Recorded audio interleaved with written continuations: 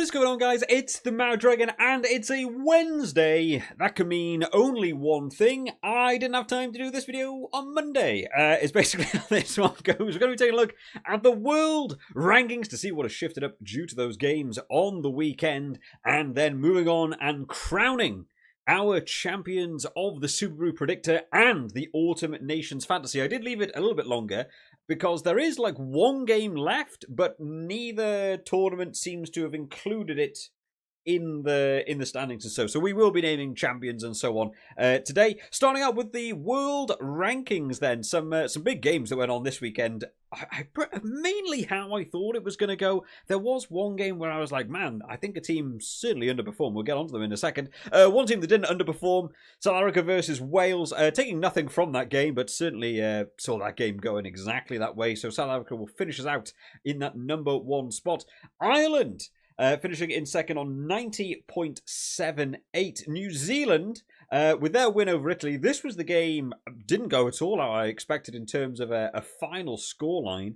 You've got Italy struggling against Georgia last weekend. New Zealand, 1 point behind France. I had New Zealand down to have an absolute crushing game. Honestly, struggled. Italy put up a hell of a good match in that one, but did eventually come away with the win. They take a 0.27, seeing them just about half a point down from Ireland in second place. France getting their win, take a 0.43 away from Argentina, who moved down that a little bit, securing in fifth place. Scotland take a 0.65 after their win versus Australia, which the bookies certainly had close. I thought Scotland had enough in them to do that, but a much better scoreline than what I was expecting by the end of that one. England finishing on 82.31, nothing taken in their game. Australia lose the 0.65 from Scotland on 81.52. Fiji losing nothing, even after losing to Ireland at home. Italy down 0.27 after their loss to New Zealand. Nothing going on for the likes of Wales or Georgia. USA getting their win, which I think again caught a couple of people out. Gained 1.12 from their win. Uruguay getting their 1.12 as well, so move up into 17th. Spain dropping down and Romania also dropping down in their 1.12s respectively. Poland moving up to 33rd. I'm getting a plus 1.38, taking that away from Czechia. Morocco gain a 1.13. Croatia gain a 0.48. They took that from Madagascar and Lithuania respectively. Anything else going on? Scrolling down to finish us out, probably for the year. We might end up doing one more of these by the end of the year. But as it stands, South Africa out there in that number one spot. Ireland 2 points behind in second place, a little bit closer though for second and third place. New Zealand in third, seeing us out for the year. And poor old Wales down here. Still just about ahead of Georgia as it stands. Superbru time then. Predictions this week. Yeah, getting them correct. Bonus points not going my way in this one.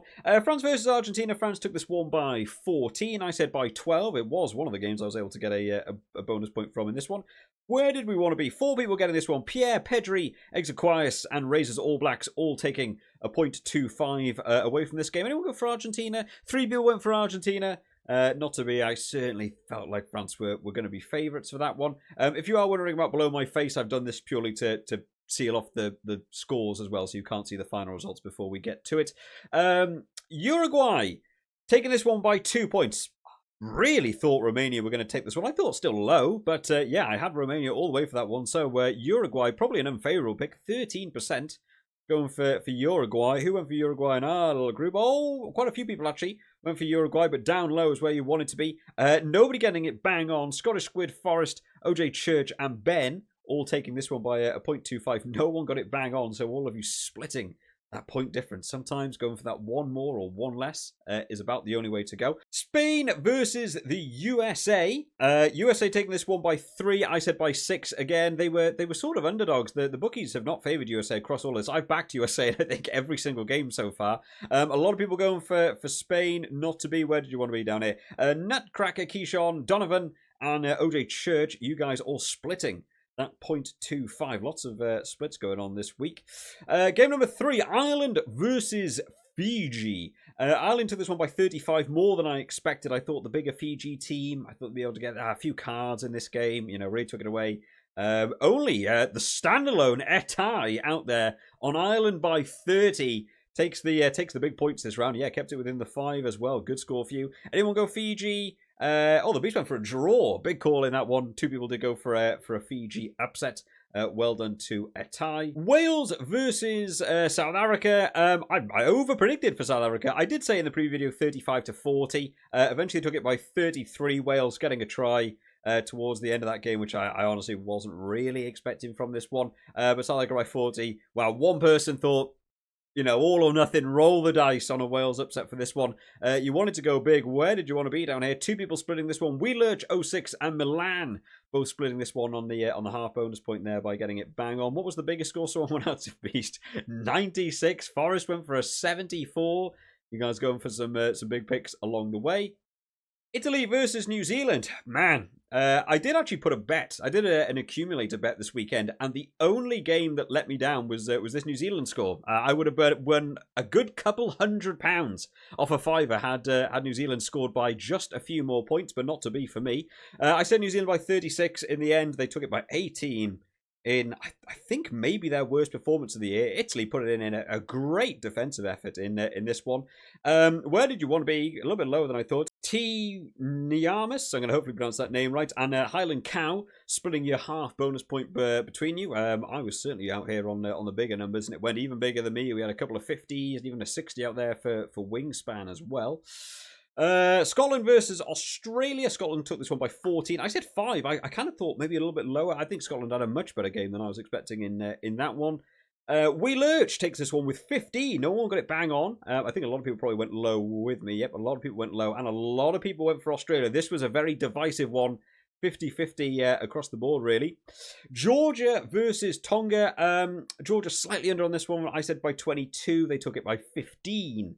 I haven't seen the highlights or anything for that game. I don't know how that game went down. But Milan, we said that name already in this one, takes another full bonus point in there for being the only person to get it on with a bang 15. Who went for Tonga? 5 people went for Tonga. Thought maybe a bit of an upset. I certainly had Georgia down as favourites for that one. And then sealing us out, England versus Japan. England outperforming me. I said by 32. They eventually took it by 45. So you wanted to be up top. Keyshawn took a half bonus point, but Mark Dunphy and Steed Cox both went for 45, getting it bang on, splitting your half bonus point between you guys. Anyone go for Japan? One, just the Beast, always the Beast, going for the opposite picks in as we go. So take a look at the rounds. How does it stand, Sean? I don't feel like I've said Sean's name at all. It's just those half bonus points, and being able to get along the way. However, being a 9 from 9er is certainly something that'll put you up there. That Grand Slam bonus point, giving you an extra 2, takes you to an outright 13. Great lead for you. OJ Church coming in second place on 11, joint with Etai. Both of you guys getting 8 correct. Those bonus points splitting you apart in that TDM. Mary Poppins, another one who got 9 from 9, but didn't get the Grand Slam bonus point. I'm not sure why. You got 9 from 9. I'm not sure what's gone on there. Maybe you got one that was like a default pick because you didn't get your lock-ins in time. Not really sure what's happened there. Unfortunately, you missed out on bonus points. Maybe you can drop it down in the comment section why you think you've lost that along the way. Keyshawn there on a 10.25. Finn the Russell Hustle, the Mouse D Cox, and Wheelerch on the 10 points there. And then finally finishing out our top 10, Scottish Squid and Donovan Muller, who is my rival going into this final round. And you'll see I'm not quite as high up on this board, which means I doubt I've done well in that final leaderboard. I'll have a bit of a scroll down so everyone can see their name. There's me, 8 from 9. Yeah, just no bonus points. I got the little 1 from the France game along the way. But yeah, 9 from me. Not getting that. That Romania pick has cost me quite a bit in this one. I'm going to scroll down so everyone else can see their name as we get towards the bottom. We had a lot more people in this one than I was expecting, to be fair. All the way down to the guys who unfortunately didn't get their picks in down the bottom. How do we stand then in terms of the leaderboard? I think I know which way this one's going, and it does. Donovan Muller takes the top spot on a total of 33 points. There was my my closest rival going into this one and beat me in the final round. That's how you want to, take that number one spot. Getting 25 win points. I actually got one more than me. I amazingly got more bonus points than you. I don't even know how that's possible. I suck at the bonus points. But me coming in second place, Keyshawn, finishing out in third place on 30.75, joint with Etai, who climbed one right at the end to just squeak in there. That TDM 1 point separation in the TDM, absolutely outrageous between you guys. Mary Poppins up 2 to get 5th place. We Lurch up 5 places to get in the top 10 and seal out 6th. Villa Farrell up 1 to finish in 7th. Richie Burney down 4 into 8th place. Bowie seals out 9th place by climbing up 3, and Finn the Russell Hustle leaping for the end to get in that final top 10, up 8 places, finishing on 28 points. And actually, just looking at it now, 28 points is Richie Burney, Bowie, Finn the Russell Hustle, and OJ Church, who finishes in 11th, purely by the TDM split, unfortunately for you. But all of you guys getting 28 points, very well done to you. Let's have a bit of a scroll down. There are plenty of jumpers. Pedri, unfortunately, dropping down 8, just slipping out in that final round there. Scottish Squid went up 8. Steed Cox went up 10 along the way. Wingspan down 10. Oh, no, that's a hefty drop for that final round, dropping out of the top 10 as well. Phil down 7. David Wakefield, after such a great Rugby Championship, down 6th to finish in 23rd. Milan and Sean on taking the round. That gold cap up 19 places to get into 26th. Brandon down 19 places, finishes in 29th. Joe Moore doing well, climbing up 8 places to take 30th. Highland Cow up 10 places to get into 31st. Oh, Wicker drops down 19 places to finish in 34th. Having a bit of a scroll down. Razors All Blacks had a good round in this one as well, up 4 places, up into 38th. Elward, unfortunately, dropping down that 13. Connor Does Rugby, another YouTuber over here, finishing out in 44th, staying in that position. Christopher 113 drops down 29 places. Not the round for you in this one, Christopher. Finishes in 45th. The Beast, for all the outrageous calls in the world that the Beast has gone for, finishes 46th.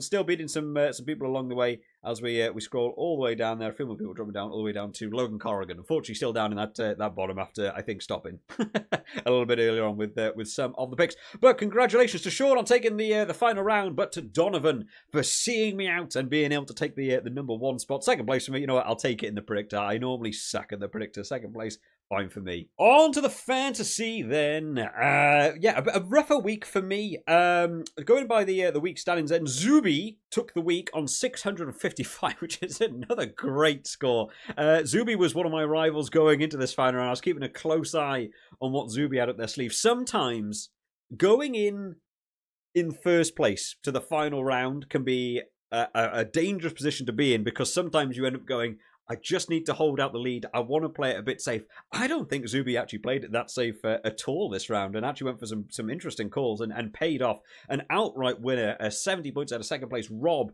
finishing on 585. Pedro there on 562. Myself in fourth place on 560. MMM in 537 on fifth place.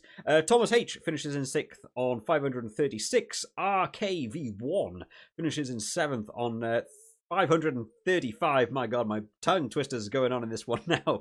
Ricky Rucker comes in 8th place on 532. Etai in 9th place on 517. And Antoine Roygard, the two scrum halves joined together, finishes on 515 to take out the 10th spot. I'll have a bit of a scroll down so everyone can see where they finished.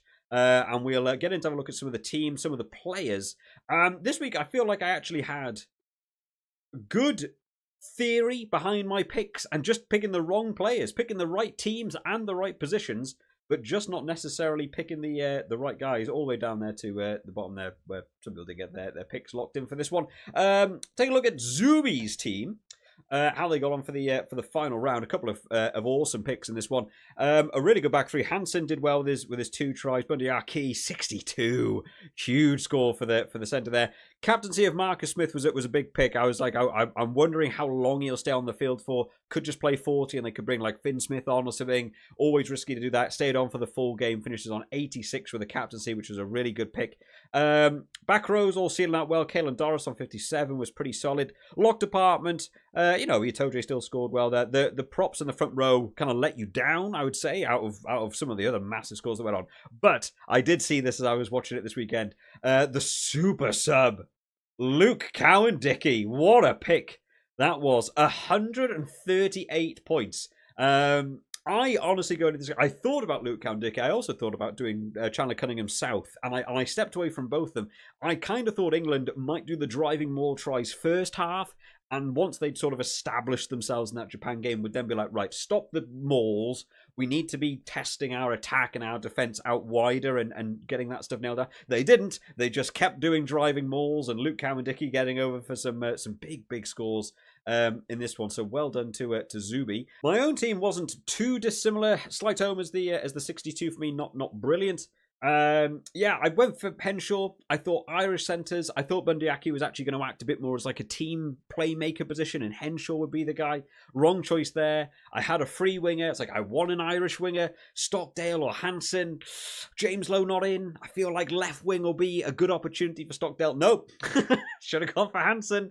Craig Casey did well for me. 26 for a scrum half is good. Sam Underhill. Go for an English, flanker. Let's try and do some of that. Nope, went off injured really early on. Not the way to go. Jamie George, hooker was a good pick. And it's slightly off screen. I went for Tom Roebuck, who finished on 75, was a good one, but nowhere near Luke Cowan-Dickie. Take a look then at the final standings for our leaderboard for this one. Zumi takes that top spot, was number one going in, and then won the final round. That is how you want to establish dominance in the fantasy, finishing on 2,421 points. Sees me out by a good 140 points, which is massive. I managed to jump up one more place in this final round, just leapfrogging Rossi to finish in second on 2,281. Rossi down one, but a very respectable third place there on 2,210. Pedro climbs up 3 places up into fourth. Twindaloo remains at 5th place, but that's where you want to be sticking, not dropping out the top 10. Lagosius climbs at 1 into 5th place. Highland Cow, after his awesome round, and I have to say, still very, very good. I know dropped down 3 there into 7th place, but you've got to remember, Highland Cow, there was one round where the injury to Pinot, or their illness to Pinot, meant that he had a captain with 0 points in round 2, and still finished top 7. I think that's a very respectable top 7 there.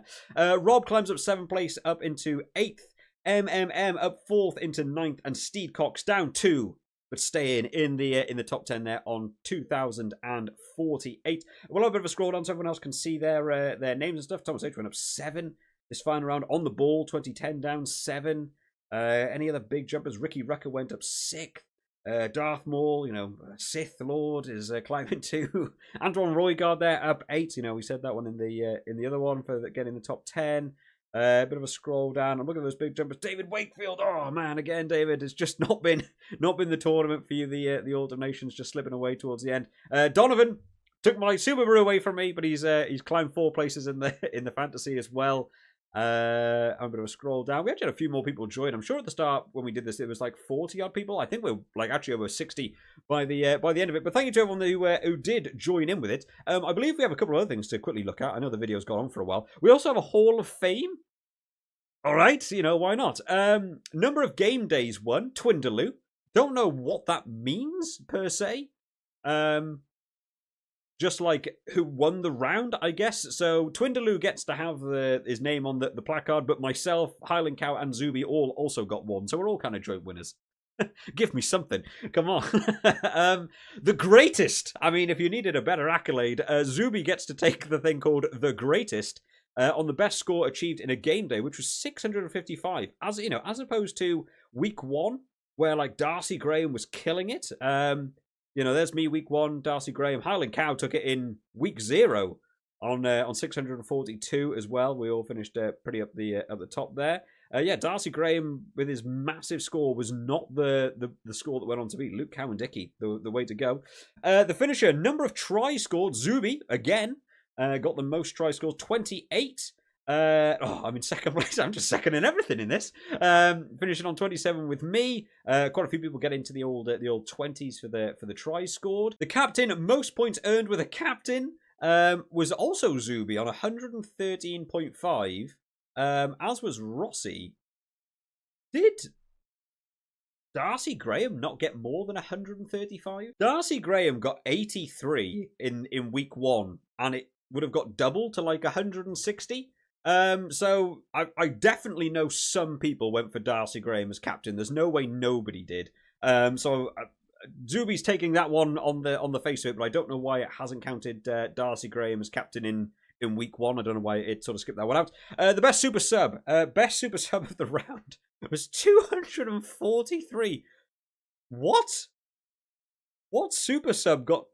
Oh, the sum of the points earned for super... Thank God. I thought that meant a super sub got 243. No way was that happening. The wall number of successive tackles, Twindaloo, on 600. Oh my God, I'm not even on that board. 600 what? 97 tackles joint with Pino there, taking the defensive wall. Oh my God, and then there's a hall of shame. Oh no, I'm awfully sorry for anyone that ends up on this. The worst score achieved. I'm really sorry, Mad Max. I didn't know this was in here. 71. Am I in? No, I've done okay in the fantasy. That's a brutal. And then the Butcher. Number of cards, yellow and red received. Thomas H, you're the best at picking yellow carded players there on 3. A lot of people pick 3 actually. A lot of you guys picking the 3 carded players. Brutal. They don't mess around in this Autumn Nations fantasy, do they? Should we quickly take a look at the league overall? Where did we finish up in the world?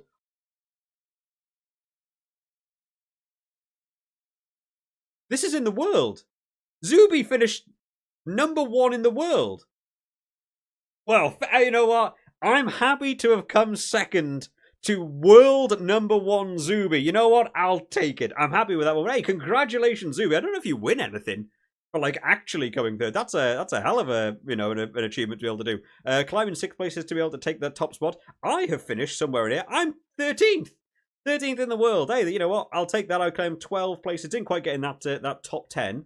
Wow, fabulous. Does that mean you also had probably the best team of the round then? Can I see by week? Oh no, some people did get better teams. There are better teams. Oh, God almighty. What the hell does a better team look like? Luke Cowan-Dickey absolutely there. Yeah, McCarthy on 45.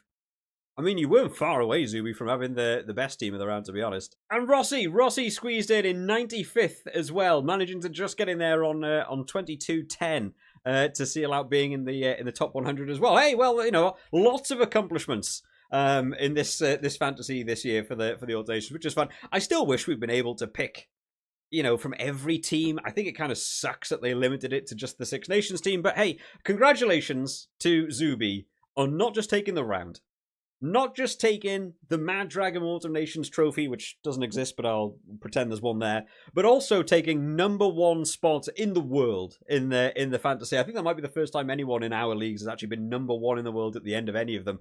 So congratulations to Zuby. Thank you to everyone who has taken part across the Autumn Nations. That is the final one of these videos until we get round to the Six Nations.